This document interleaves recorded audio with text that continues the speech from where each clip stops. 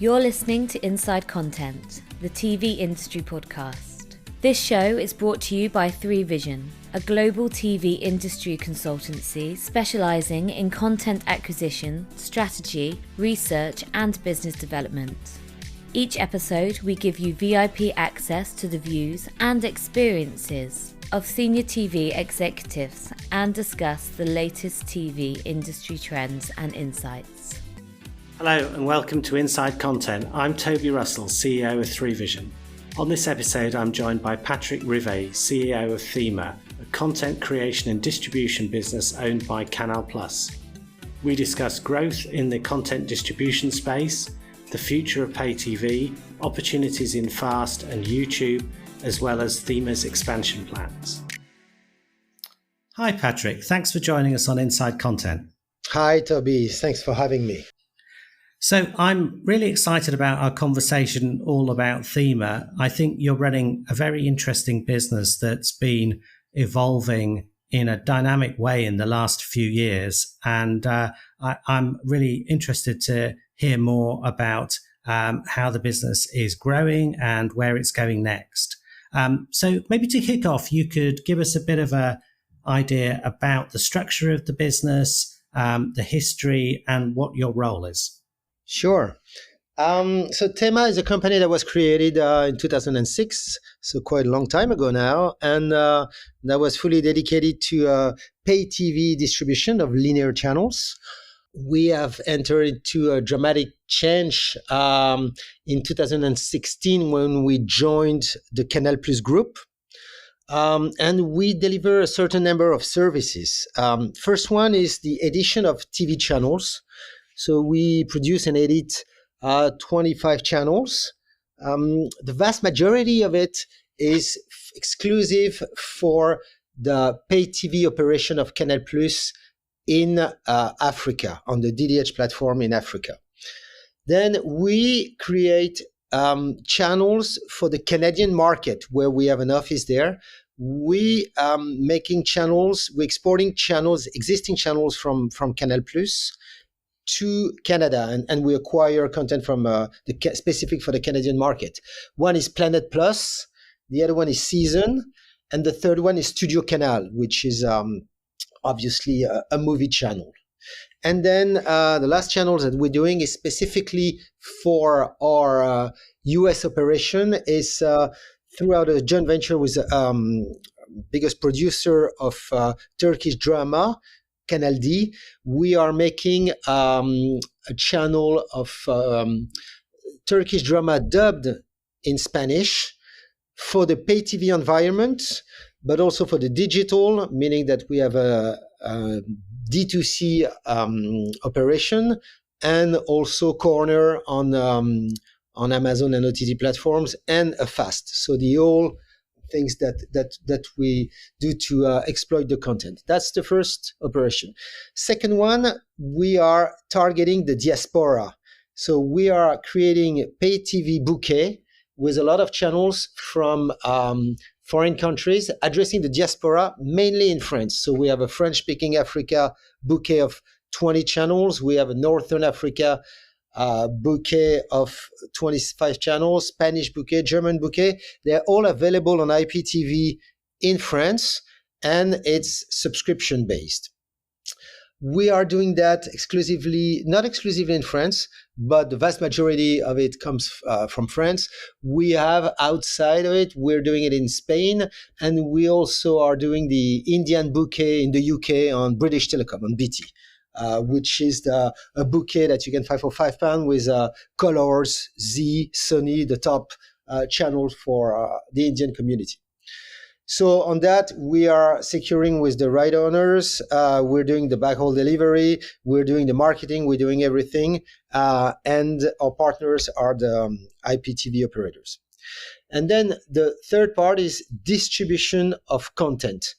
Linear channels. So we're still representing third-party channels that we distribute on pay TV operators on different markets. In that sense, the headquarters of THEMA is in Paris, but we have operation and office in the Netherlands. We have an office in Singapore. We have an office in Miami. and we have an office in Montreal. So this is where we can export and represent those channels. So distribution of linear channels, and also, this is more recent, the distribution of non-linear content. So in two ways, traditional content licensing, thanks to the offices that we have in the different territories, and also with the support of the offices of Canal+, we have a dedicated team to sell to local broadcasters and to license to local broadcasters and pay TV channels. Portfolio, so we do represent, to give you some names, Globo. So we distribute the portfolio of Globo original content in all Asia.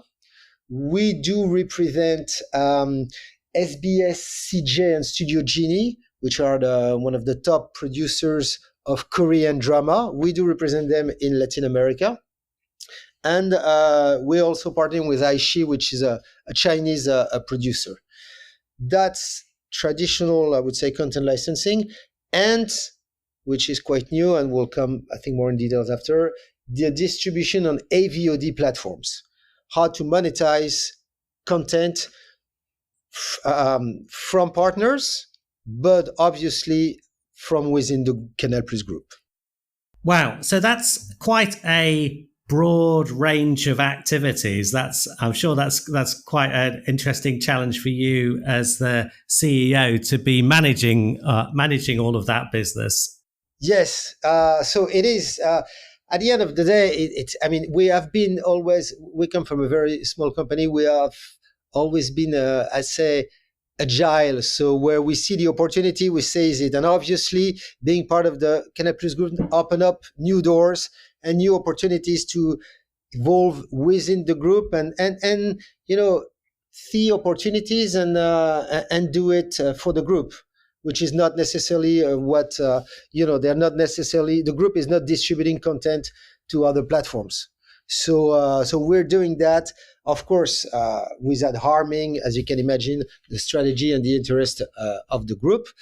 And but at the end of the day, we're a small team. We are with the offices abroad, we're a team of 70 people. So it's quite small. And my role into that is to make sure that we delivered what we budgeted at the beginning of the year, as you can imagine, but also make sure that I'm close to the key account, the big clients, going onto the market, meet the clients, and also within the company, make sure that everyone is informed of what we're doing and understand what are the new possibilities that could be explored. Okay, fantastic. So I think probably quite a lot of your business, well, historically would have been coming from the pay TV world, and I'm sure quite a lot of it still is and will do in the future. How optimistic are you about the future of pay TV? Because I think there's, you speak to some people and they'd say, well, pay TV is in a kind of big decline. There's so much cord cutting. It's the end of the pay TV bouquets. What's your feeling about that? Right. My feeling is, of course, the industry is evolving, and we've seen new players coming on board with new way of delivering content and a new business model with advertising based.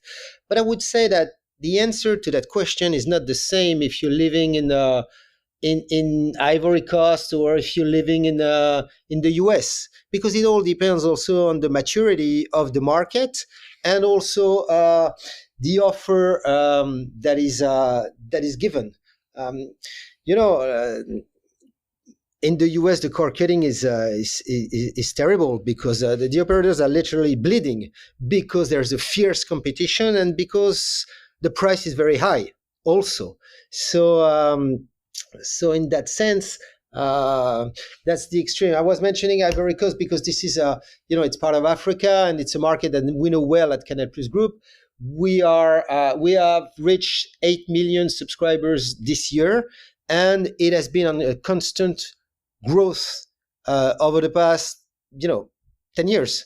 So it's a constant growth. So we continue to get new subscribers, and we're doing we're offering a good proposition of content. When it comes to other markets, yes, of course, we've seen it's complicated, but also once again, I think that the pay TV operators are changing also in a way that they are reducing they're much more attractive, and they're also, I think the race is about to be the marketplace, where for the subscribers you will have one place to find everything, and that's what in France Canal Plus has been doing, because we've been partnering with Disney Plus, with Paramount, and with Apple TV. So all that content can be found within the subscription of Canal Plus. So I think for the pay TV operators, that's what they should look at in order to survive, is to adapt and capitalize on what is their core value, still the number of subs that they have and the name. So they should seek for alliance with new partners, and in that sense, it could continue. But what's for sure, so about pay TV, I don't know if it's declining, but what's for sure is that you cannot, as a pay TV operators, capitalize only today on linear channels. You need to have a broad offer of on-demand content. Yeah, got you. No, that makes really perfect sense. And so, just jumping forward to some of your latest activities with Korean series and with Globo, is that something that is kind of related to the sort of on-demand, activities that you would suggest that pay TV operators should be doing? Are they the targets for that kind of content, or are you approaching other broadcasters and other players there? The aim is to monetize maximum of those this content. So how we're approaching everyone. So meaning from pay TV operators that, as I mentioned before, are looking now for VOD content in order to give a better offer. We're approaching the OTT platforms that are also, which is their bread and butter. So they need that kind of content. And we're looking also to traditional free-to-air broadcasters. So this is what we're looking at. There is a huge influx of content that has been produced over the past years, mainly because all those big players, they launched their own D2C offer. So Globo has been making Globo Play, Televisa has been making VIX. So they're producing in order to compete, of course, with the Netflix and the others. So there's a lot of content out there, and it's not always easy for those players to amortize that content only in their territories. Unlike Netflix, which is able to amortize on all those countries, Globo, it's only on Brazilian market, or VIX only in the US and Latin America, which is pretty big.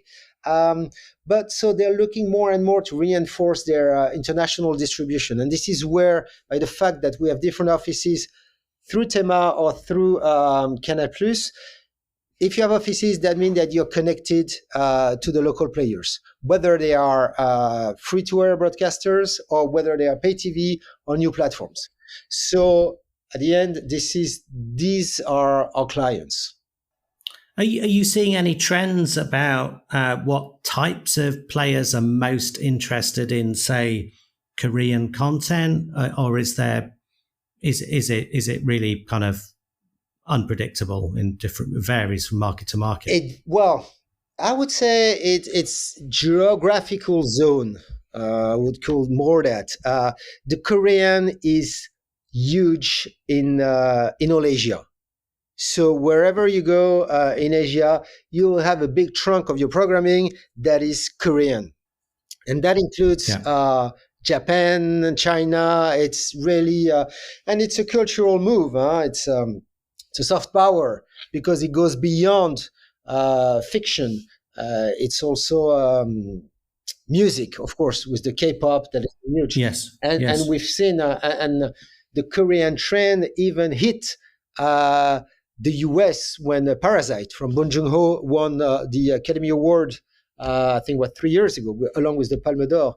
So there is, but the reality is that Korean content is not yet that popular in the US. That was a bit of an exception, what I mentioned. But in Asia, yes, everywhere, Korean content is very popular. The second one, but if you go in Latin America or if you go to Middle East, they're all watching Turkish content. This is a big thing over there. So Turkish content dubbed in Arabic or dubbed in Spanish.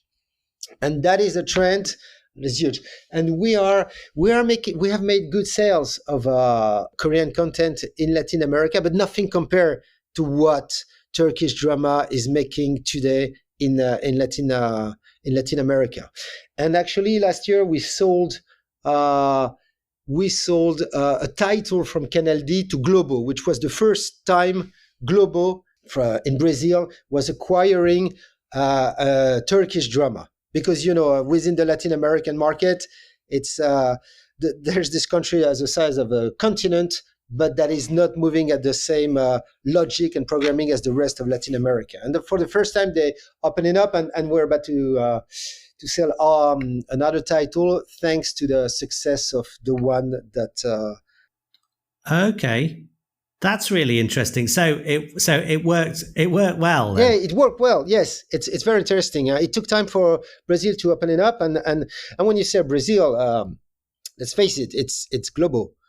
Globo decides a bit the trend, and they run the audiovisual business there. So we needed to get into that. It took some time, but we convinced, and it worked very well on their streaming platform, Global Play.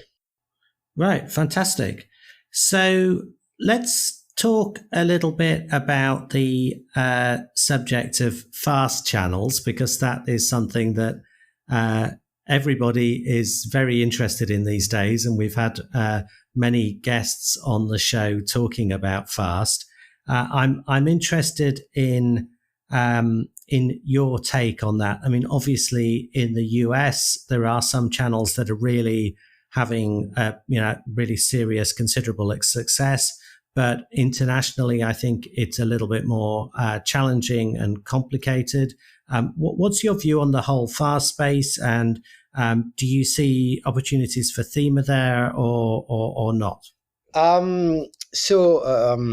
I won't be your best client to talk about fast, Toby, I'm afraid, because we have not encountered the success that we expected on that, but obviously we tried.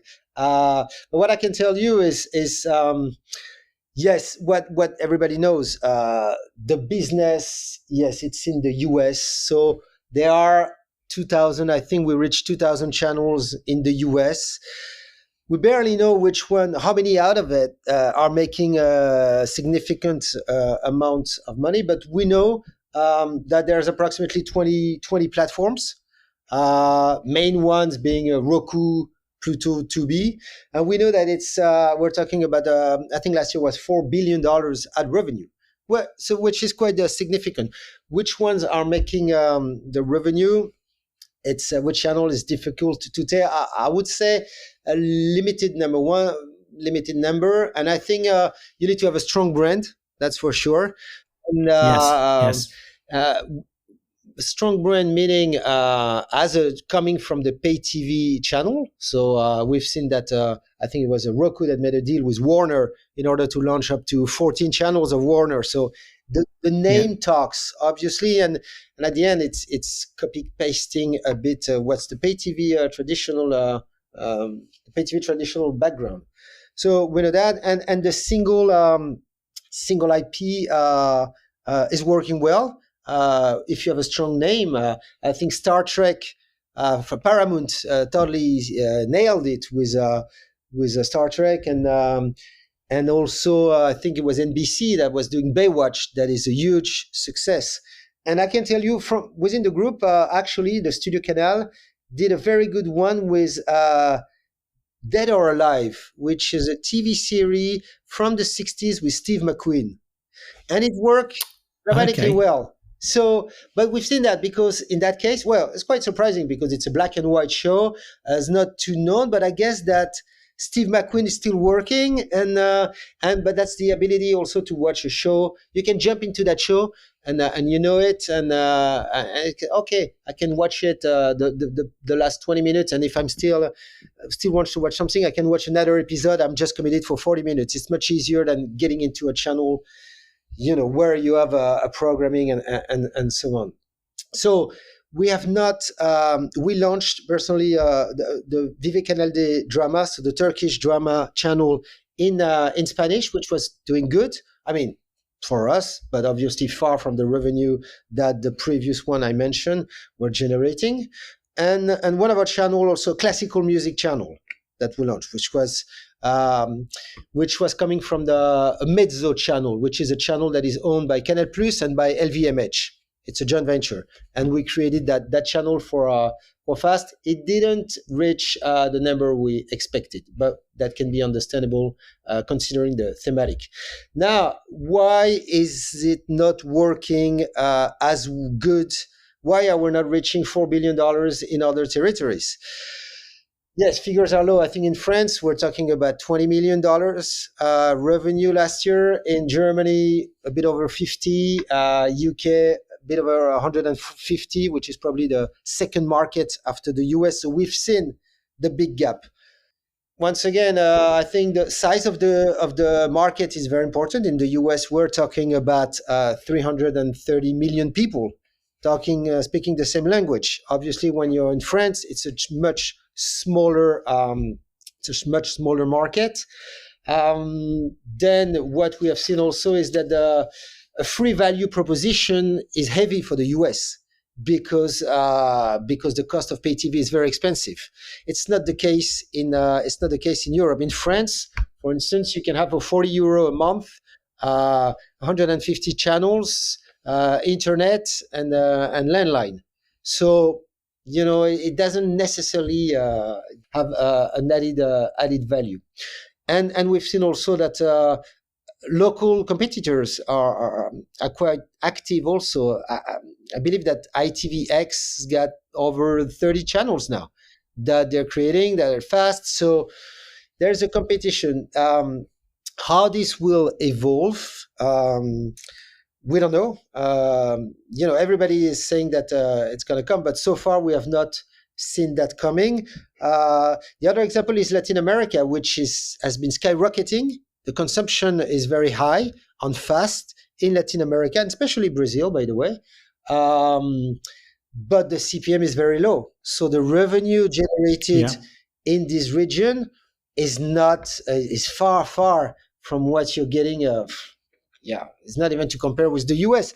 So at the end of the day, maybe at some point people are going to ask themselves, shall I continue? How to change that in order to bring revenue? Because the more people are coming onto fast, obviously it impacts the revenue from traditional pay TV operators.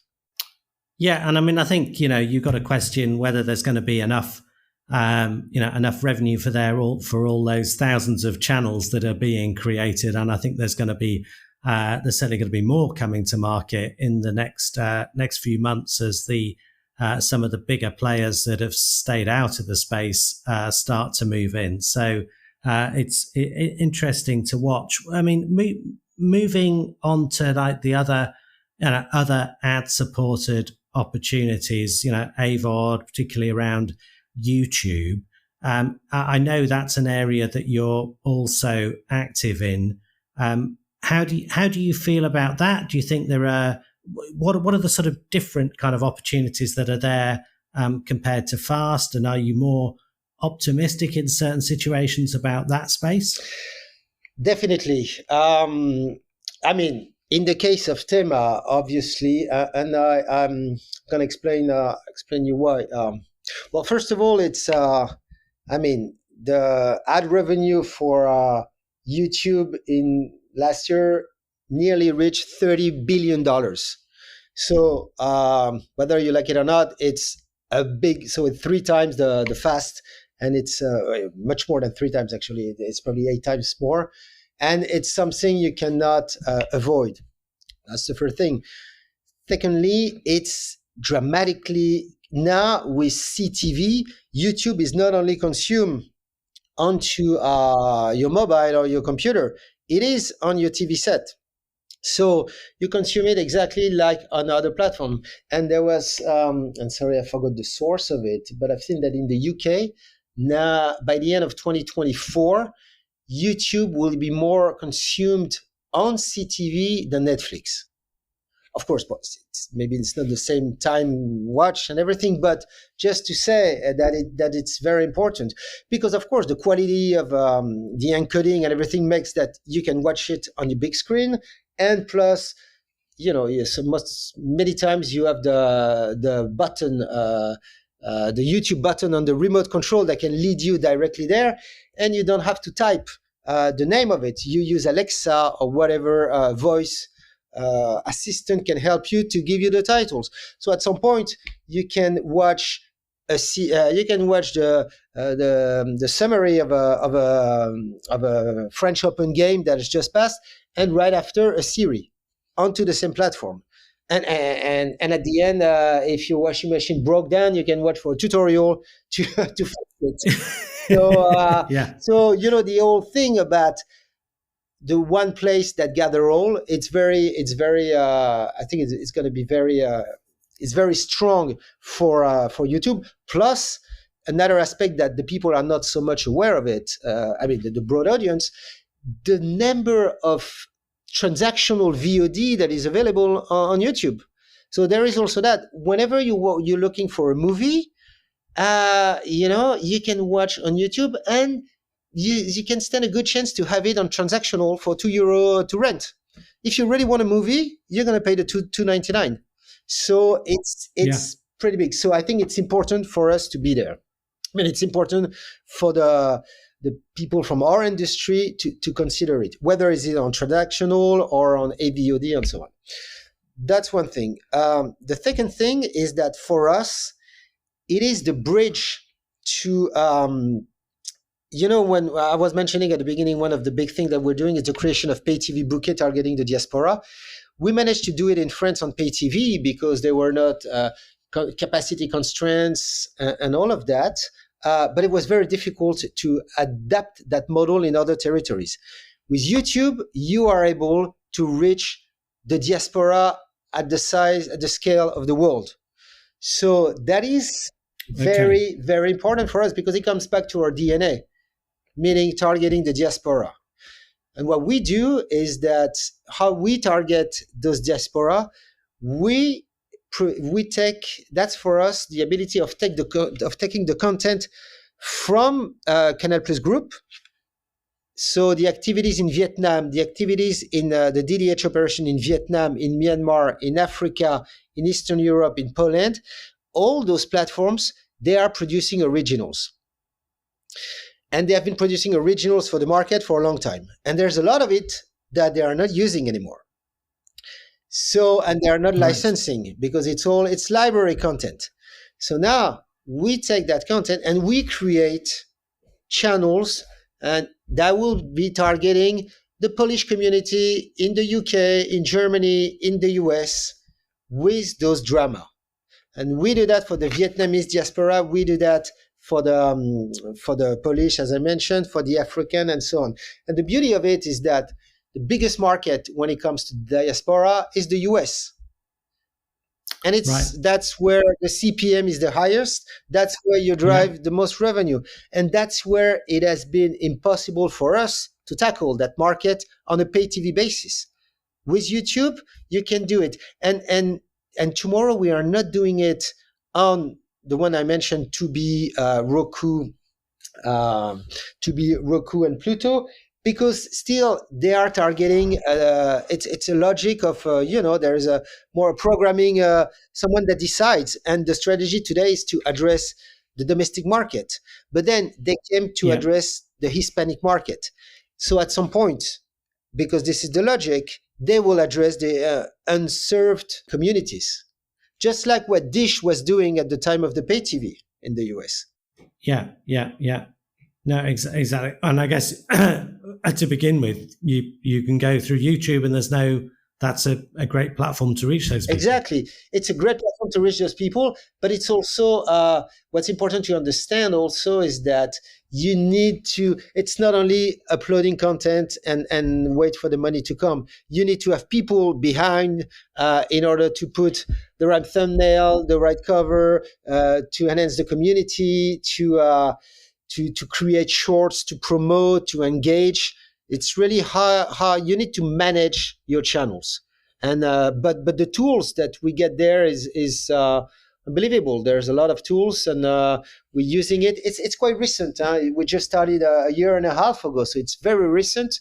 But and that's what I was telling you about the agility of THEMA within the Canal Plus group, is that of course Canal Plus is thinking first, and that's totally normal, about their market, but then not necessarily to export after abroad, especially because it's complicated to export Vietnamese content or Polish content. It's not easy, and it's not the role, I would say, of a pay TV platform. So this is where we step in, and this is where we can generate revenue. So there's the content of Canal Plus, but there is also the content that we dub for our channels. I was mentioning at the beginning, we are making 20 channels for Africa.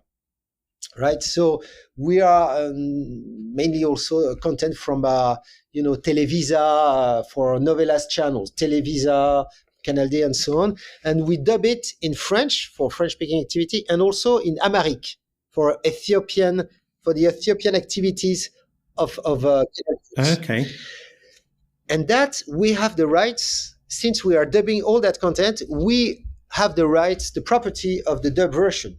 So what we say to the right owners, we say, listen, we buy to license for these territories on a pay TV basis, but then after we can exploit that version on our YouTube environment, and we share the revenue with you. Right. And I will not share the figures, but drama in Amharic is doing extremely well. Mainly also, right. Interesting. Yeah, because there's a big size, there's a big community in the US, very loyal. There's a strong stickiness, and also because the offer is very limited. There is no such content dub in Amharic, so the value of it, takes it. It's very important. Yeah, interesting. Just as a bit of a sideline on.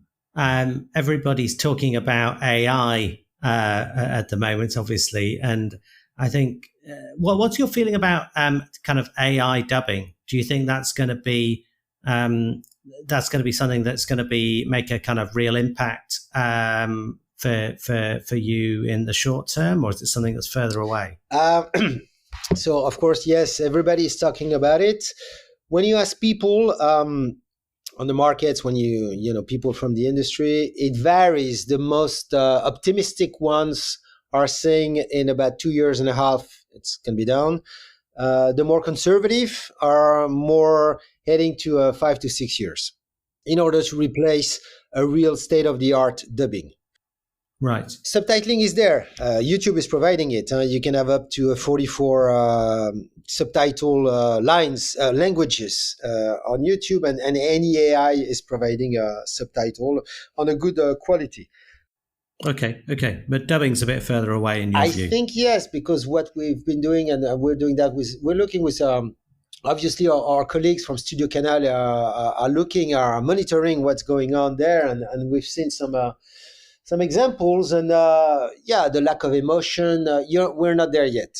That's as of today. But now things are evolving so rapidly that you never know. But I would say not before 3 years. So as we're recording this, we're just in January. So to wrap up our conversation, could you share a little bit about what your goals and hopes are for 2024 for the business? I think that the AVOD is going to be key for us in the development. That's one of the goals for 2024, because we want to go. Today we have 12 channels on YouTube. We want to go up to 35, because we are exploiting the content from within the group. So there is a dramatic growth that are going to come into the channel. So make sure that this is properly done. And also to look at how we do with Meta or with TikTok, with the other social media, because when it's opening up too. So how can we take position there? It's a different way of consuming content than YouTube, but we've seen that scripted content, somehow people are watching it on Meta or on TikTok in a different way. But yes, so we want to see how we can monetize our content onto those new platforms. That would be one of the goals. And also how we can get into the OTT market in the US with our content targeting the diaspora. Because from the moment, the Arabic-speaking community is important, the Indian community is important, the Polish community is important. So we are able, we're a one-stop shop. We are able to provide to those platforms a certain volume for each community of premium content labeled by Canal+. Okay, fantastic. Well, good luck with all of those ambitious goals. I hope you hit them all, and I'd love to have you back on the show next year, and we can talk about what's happened and what's going to happen going forwards into the future.